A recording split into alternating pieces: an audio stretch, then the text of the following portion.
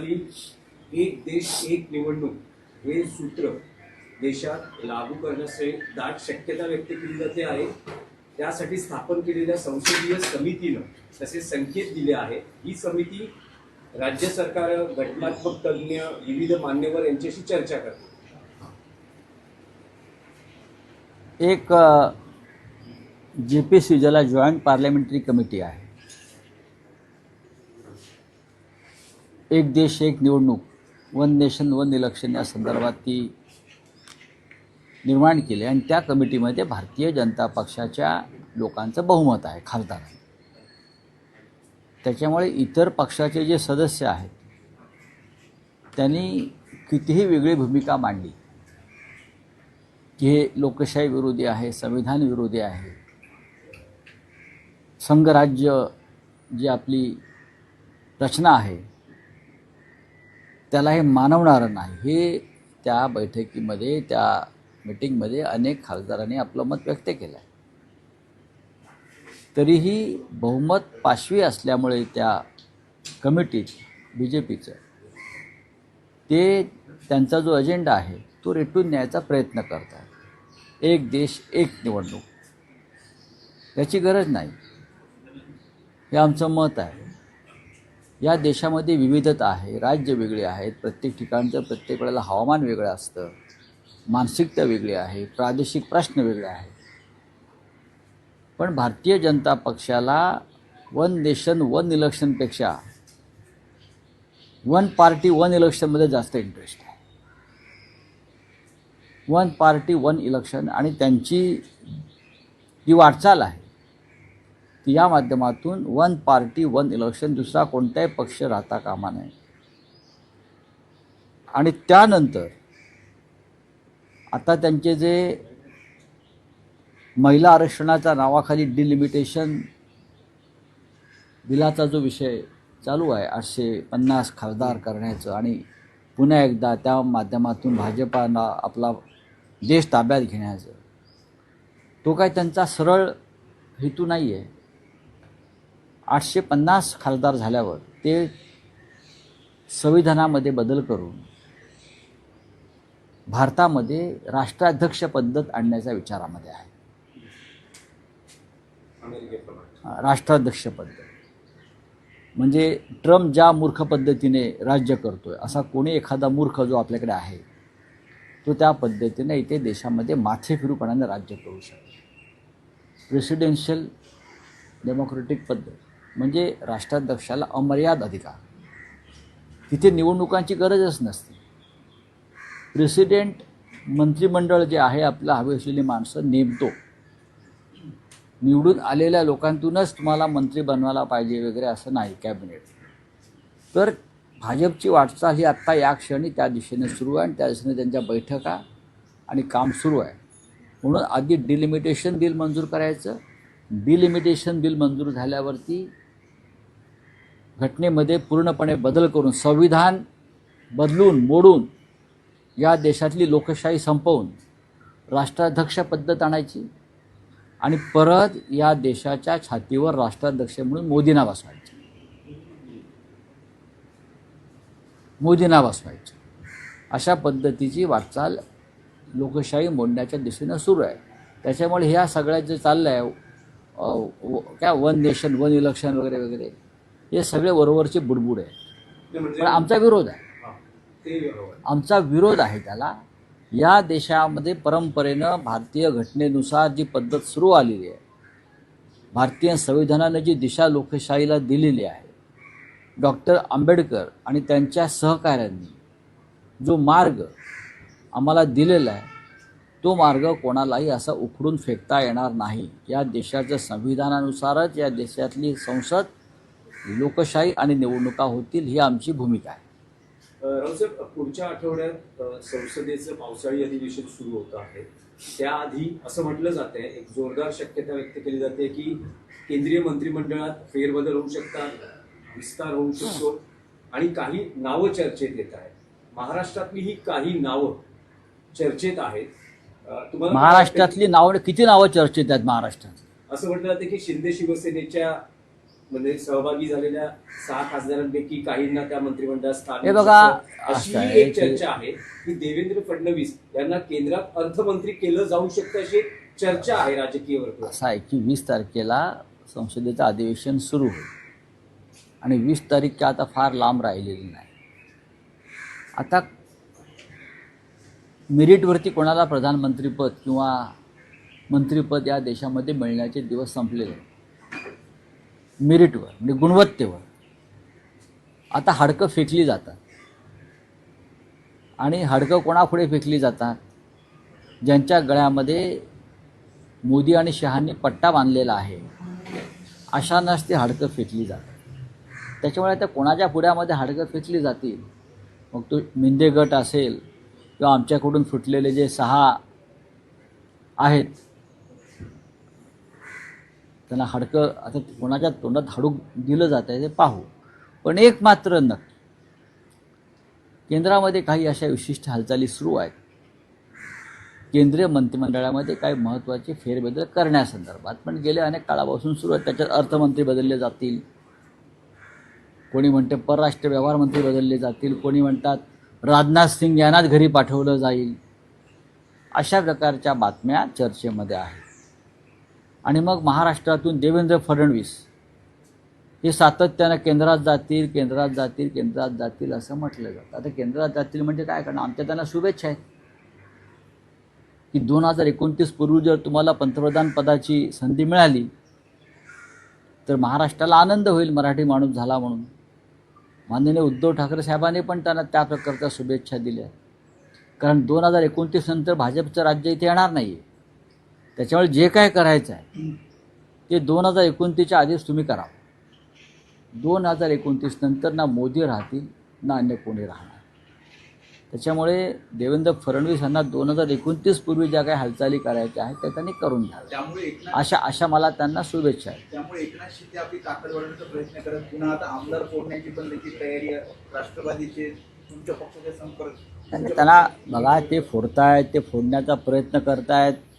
प्रचंड पैसे आहेत.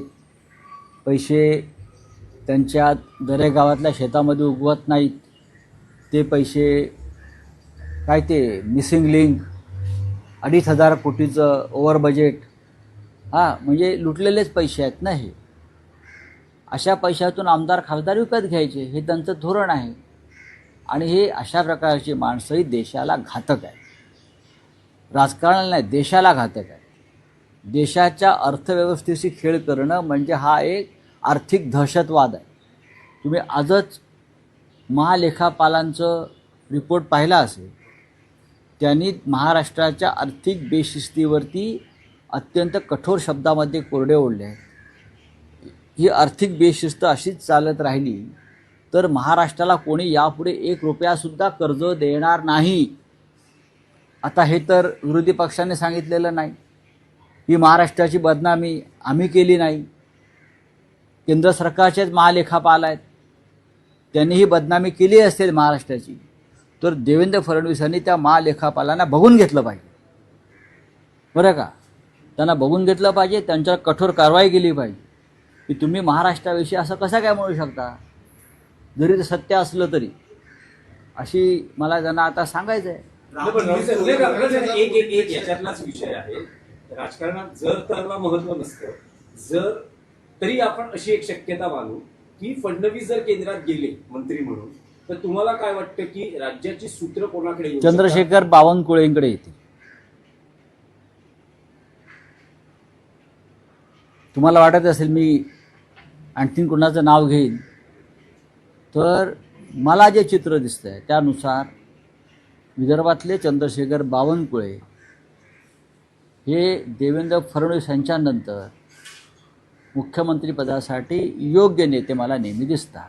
सगळ्यांशी संवाद ठेवणारे, सांभाळून घेणारे. एकनाथ शिंदे परत मुख्यमंत्री होणार नाहीत, अजिबात होणार नाही. बरोबर आहे. गिरीश महाजन यांचा रेकॉर्ड अत्यंत खराब आहे, अत्यंत खराब आहे.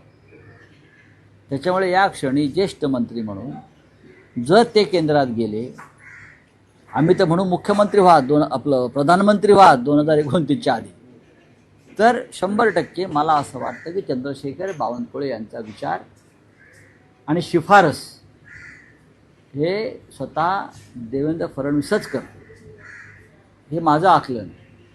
तुमच्या शुभेच्छा असतील बावनकुळेंना, जर असं झालं तर पाठिंबा सोडा, पण शुभेच्छा असतील. बघा, राज्याच्या मुख्यमंत्रीपदी येणाऱ्या योग्य व्यक्तीला नेहमी शुभेच्छा दिला पाहिजे, जो राज्याचं हित पाहिल, जो राज्य योग्य दिशेने पुढे घेऊन जाईल आणि जो या राज्याचा स्वाभिमान टिकवेल, अशी कोणी व्यक्ती असेल तर त्याला शुभेच्छा देणं हे आमचं कर्तव्य आहे. असं काय त्यात चुकीचं काय आहे? मी तुम्हाला माझा अंदाज आणि माझं आकलन सांगितलं.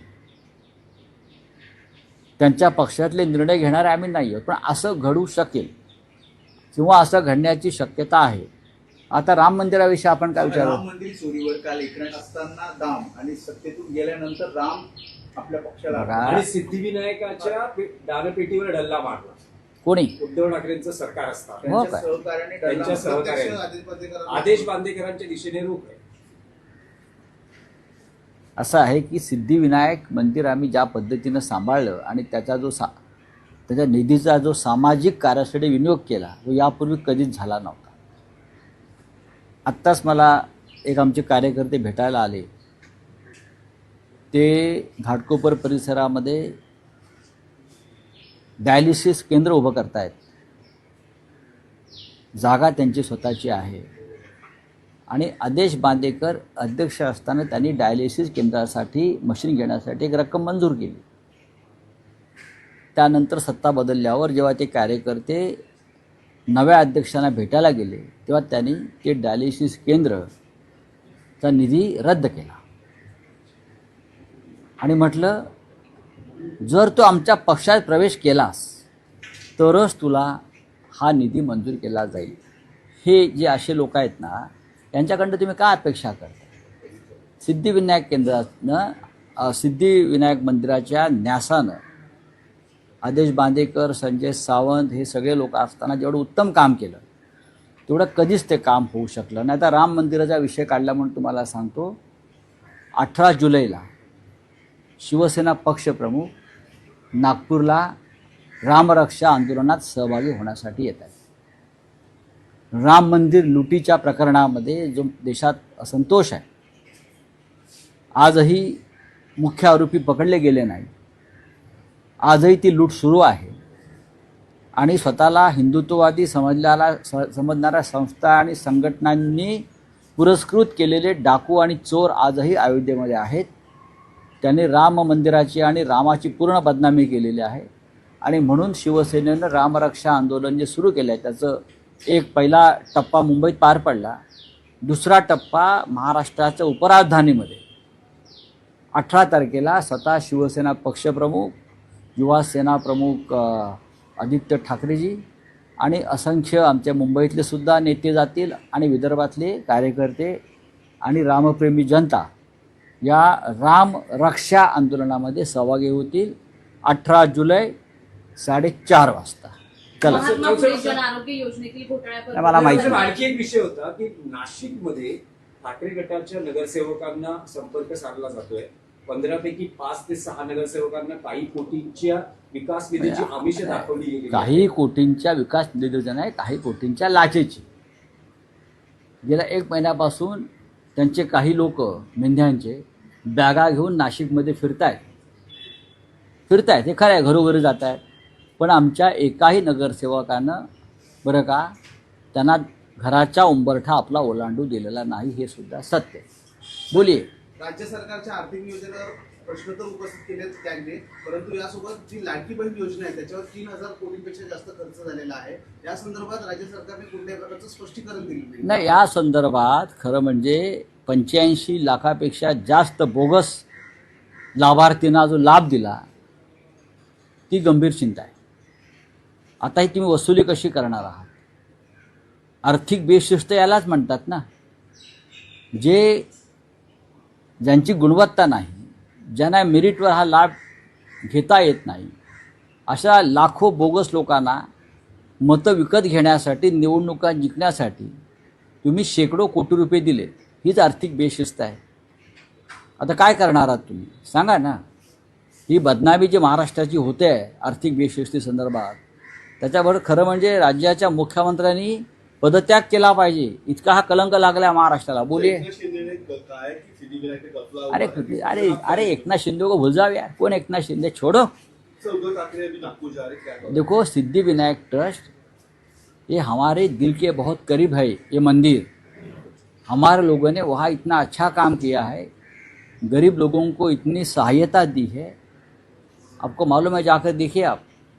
और हमारे अभी भी वहाँ लोग जो है वो अभी जो उनका नया न्यास बना है वो राम मंदिर ट्रस्ट जैसा है. लूटने वाले लोग बैठे हैं. उनके चोरी को हम नियंत्रित कर रहे हैं आज भी, इसलिए उनका वो गुस्सा है एकनाथ शिंदे का. हम उनको चोरी नहीं करने दे रहे सिद्धिविनायक मंदिर में. मार्च महिन्यात अशीच एक असा एक गुन्हा दाखल झाला की कर्मचाऱ्यांनी चोरी केल्याचं समोर आलं. कोणाच्या? सिद्धिविनायक मंदिरात. बरं मग मार्च महिन्यात ना कोणाचं सरकार होतं? अभी देखो ना, एकनाथ शिंदे को जाकर किसी ने बताना चाहिए. अब आपका चेयरमैन आया है वहाँ, तो आप उनके तरफ ज़रा उंगली दिखाइए. चलो. सर आपका नागपुर में दौरा है, उसके बारे में बताइए. उद्धव ठाकरे जी 18 जुलाई को नागपुर जाएंगे. राम मंदिर की जो लूट चल रही है उसके खिलाफ जो हमने आंदोलन शुरू किया है, मुंबई में शुरू हो गया है. अब उनका दूसरा आंदोलन है राम रक्षा आंदोलन, वो नागपुर में होगा. उद्धव ठाकरे साहब, आदित्य ठाकरे जी और पार्टी के सभी नेता 18 जुलाई को नागपुर पहुंचेंगे और आंदोलन करेंगे. Thank you.